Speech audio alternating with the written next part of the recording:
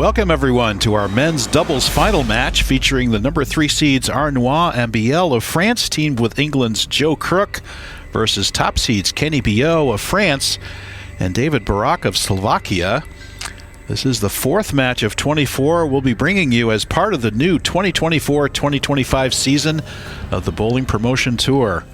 This is Baker doubles competition in that each team member bowls every other frame in our one-game match. Let's watch David Barak kick things off here with that purple hammer. Gets it out to the dry, turns it up beautifully, and that is a dead flush, perfect strike to kick things off. Let's watch young Barak's form, just 17 years old, and look at all that hit he gets on that ball. Look at those revolutions and all that power directed to the pocket for a strike. How about another 17-year-old? Here is Ambiehl. He gets that purple hammer down and it turns on the dry there through the beak and leaves just the 3-pin. So in our last match it was Joe Crook converting a 4-pin for the 216-215 1-pin victory over number 2 seeds Philip Manning of England and Mike de Boer from the Netherlands.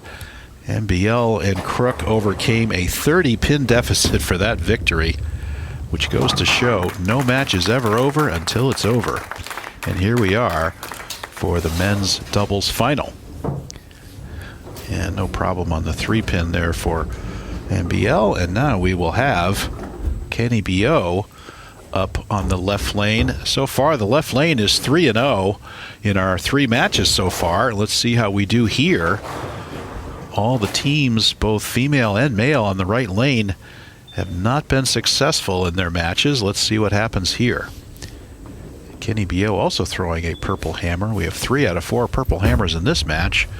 And he gets it out to the dry, straight up, and will he get the roll? Yes! He gets the roll on the 6-pin.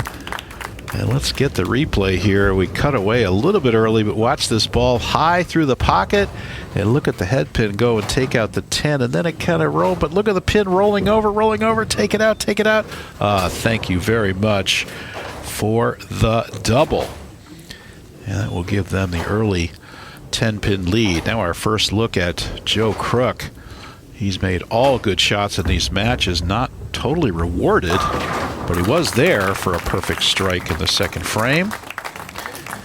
Crook and Ambiehl, as we said, overcame a 30-pin deficit. They threw the back string of strikes in that last match, and Crook needed a strike to lock it up, leaves a 4-pin, makes the 4-pin for the 1-pin victory, but there he throws a perfect pocket strike. And here is David Barak up for his second attempt. Again, each bowler will bowl 5 frames in the match. They'll stay on their respective lanes. And here goes Barak for delivery number 2. Throws it out to the dry, turns it up, shreds the rack there. No doubt about that one either. And this young man is overcoming the TV jitters very, very well considering his age. Watch him get through this shot. You can see he's down through the shot. There are definitely some fundamentals for two-handers. You want to stay down through that shot. You still want a good knee bend to get all that power into the ball. And here is Ambiehl, leans back, turns up this one, and he shreds the rack for the double. We've had 6 deliveries and 5 strikes so far, so these teams definitely came to play here. As we said, we'll be bringing you 24 exciting matches, including doubles, team, women's, and masters singles competition featuring bowlers from 8 different countries. All of our competitors have bowled 18 games of qualifying at various locations around France, and our finals are being conducted here at Bowling La Sphère in Fontaine, Comte, about 200 miles southwest of Paris. And here is Keny Billaut. By the way, you talk about those 18 games of qualifying. He dominated the qualifying with a 235 average for 18 games. And there's an example why. Another perfect strike for Billaut. His nearest competitor was his teammate, David Barak, with a 225 average. So Billaut out-averaging the field by at least 10 pins. And look at this shot with the purple. Turns right up the dry. Absolutely perfect flush in the pocket. Now Crook, can he keep this string going and give us 7 out of 8 strikes so far? Yeah, pretty good shot. Get it up. And he gets the trip on the 10. Let's watch this replay. That 6-pin doing its job, going into the sideboard and coming back out. Watch the pin on your right. Kicks that 10 out.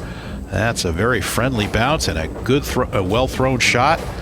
And now we are 7 for 8 in strikes for these teams. And can Barak keep it going?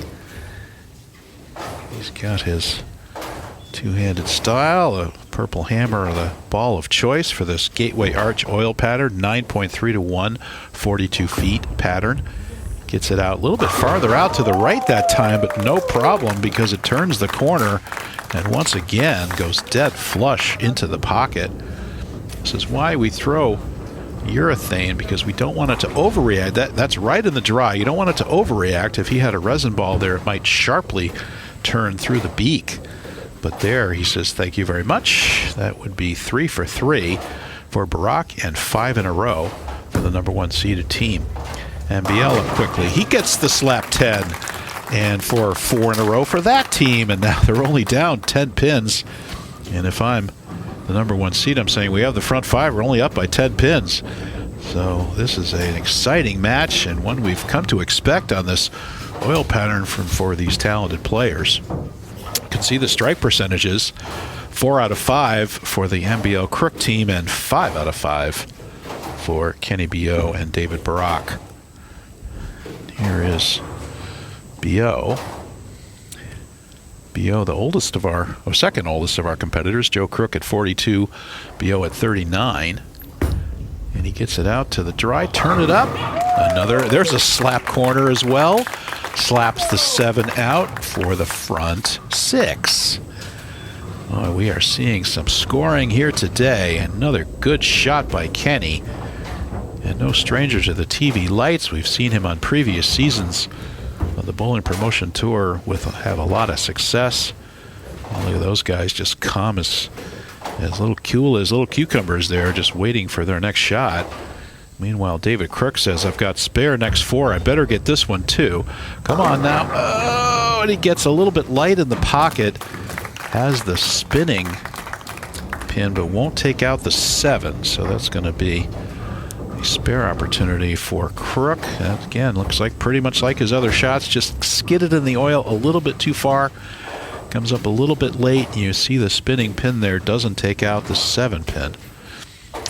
And now the 7, he did miss one of these in the last match, but he makes this one. So no problem there. And that's going to put them, unfortunately, in a 21 pin deficit right now, even though they've gone spare next 4, spare, because their opponents have front 6. Now here is David Barak's 4th attempt, 4 out of 5. Again, each bowler bowls 5 frames. And he's just looking to do once again what he's done the last 3. Gets through the shot, good touch, gets it out, and another dead flush strike for David Barak. Oh, this young man is really showing some impressive moves here, staying within himself. And look at that ball perfectly through the pocket. 10 back there for David Barak. He's 4 for 4. And here's Ambiehl. They need to get back on the strike train here. They do have 269 available. Oh, look at this carry. That's high in the pocket. He trips the 4 and he trips the 6-10. This actually could have been a 4-6-10. Look at how high this ball looks in the pocket. And it keeps going. And look at how it deflects to the left. He gets the trip on the 4 and the 6-10, but they keep their possible 269 alive. And meanwhile, of course, the high score for Keny Billaut and David Barak is 300. So here is Keny. Can he go 4 for 4 to give them the front 8? And he gets through it, gets it out to the dry, turns it up. Oh, and he gets a high shot to trip. He gets the trip 6 for the front 8. Oh, the carry in this match is wonderful. See that ball track that dark board? That's about the 6th or 7th board there. Turns up, and look at that 6-pin get tripped out by the head pin. There's 8 in a row. That's what that looks like. And now it's Joe Crook with an almost must-strike situation. They have to keep this 269 alive to keep the pressure on number 1 seeds. Gets the ball out. Beautiful shot by Joe, and he shreds the rack and comes back with another strike. Oh, these guys have come to play. And watch this ball. It's right over the 12. He gets it out to the dry a little better than the last one. We left that mixer 10, but he comes up this time for another slap. 10-pin, great shot there by Joe Crook. And you can see their percentage of strikes has fallen to 3 out of 4 and make that 6 out of 8. But here is David Barak looking to go 5 for 5. His first time on television. Can he go 5 for 5 in Baker competition? Gets the ball out to the dry, turns it up. Yes, sir. That is a perfect showing for David Barak's first time on television. He comes out and shows a perfect 5 for 5 in his Baker match. And watch this ball get out to the dry. And look at those boards. They're very friendly to that purple hammer. Comes up, 6-pin, slaps the 10. That's what we're looking for. They'll be shooting for 300 in the next frame. And here is Ambiehl light in the pocket. And unfortunately, that's going to move them down to the maximum in the 240s. And even with an open, the Keny Billaut team can go into the 260s. So unfortunately, that's the match right there. And Ambiehl needed to strike there to have any hope.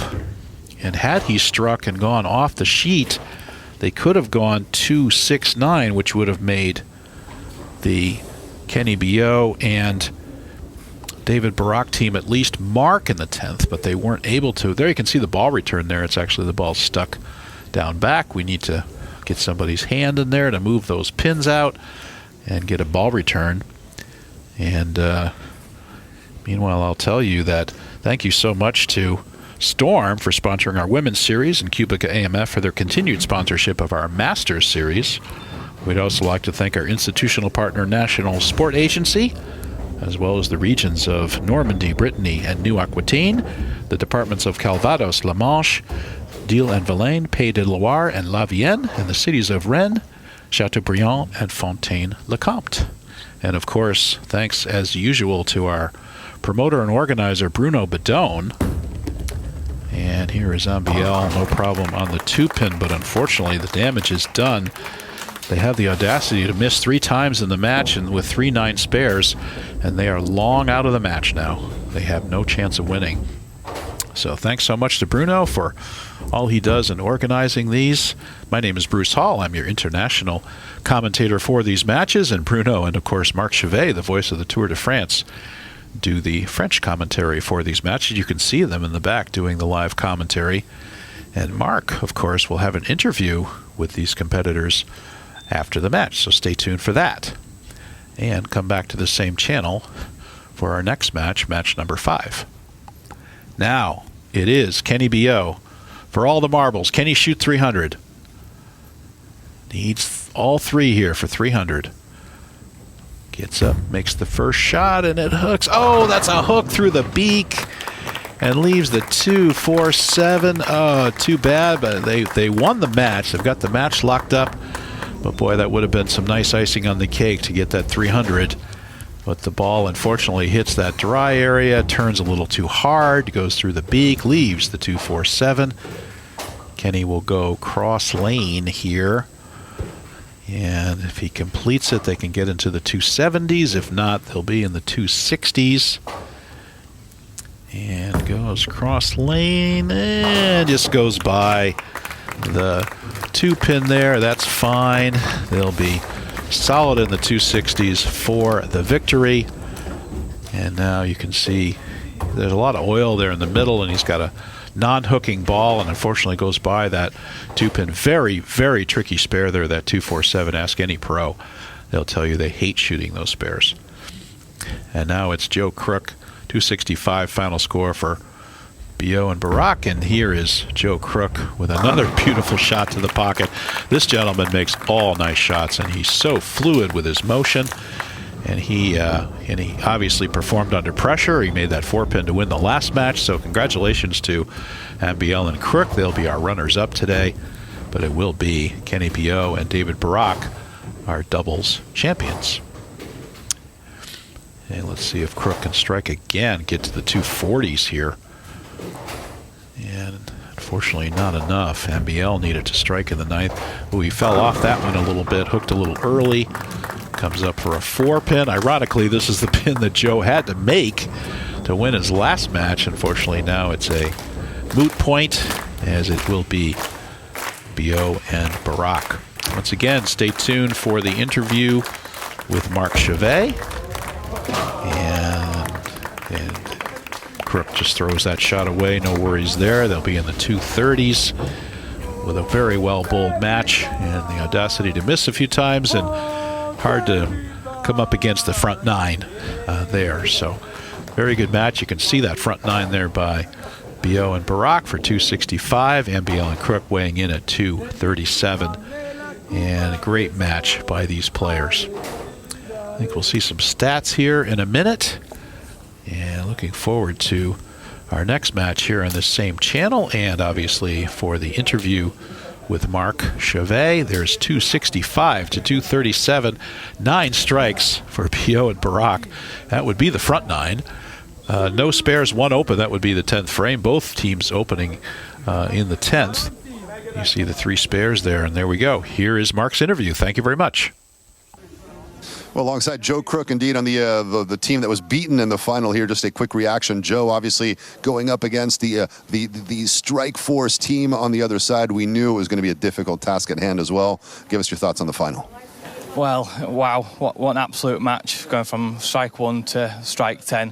What a fantastic team we've come up against. They pushed us as much as we pushed them. Started off with a spare, went all the way through, I think it was the 6th or 7th frame where we left another spare.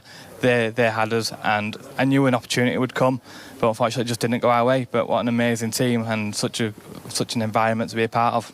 A great environment, and speaking of the bowling promotion tour at large, just a great opportunity to meet new friends and just, you know, share the passion of bowling all together. Yeah, absolutely. Arriving on day 1 last week, I thought, you know what, there's a lot of people here. How's it going to pan out? But going from then to now, wow, like so many people that I'm never ever going to forget. And hopefully I can visit their countries, they can visit my countries, and hopefully we might talk together at some point. But I won't ever forget them. They've been fantastic. Well, thanks for the insight, and we look forward to seeing you in the very near future on the Bowling Promotion Tour. Thank you so much, Joe. And we're going to just invite Keny Billaut as well to join us as well for the winning team, so close to the 300, which incidentally would have been the first 300 in the history of the Bowling Promotion Tour. Keny, are we going to do this in English or are we going to do this in French? I think it's French because my English, it's okay, but on the TV, I don't know. All right, we'll do it in French and I'll give you the quick translation afterwards. Keny, bien sûr, une rencontre absolument palpitante. Vous étiez les grands favoris. Il y a eu tous ces strikes d'affilée, 9 coups de manière consécutive. Ça a été une finale absolument spectaculaire. Oui, tout à fait. C'est vrai que la finale, on a tout donné jusqu'au bout.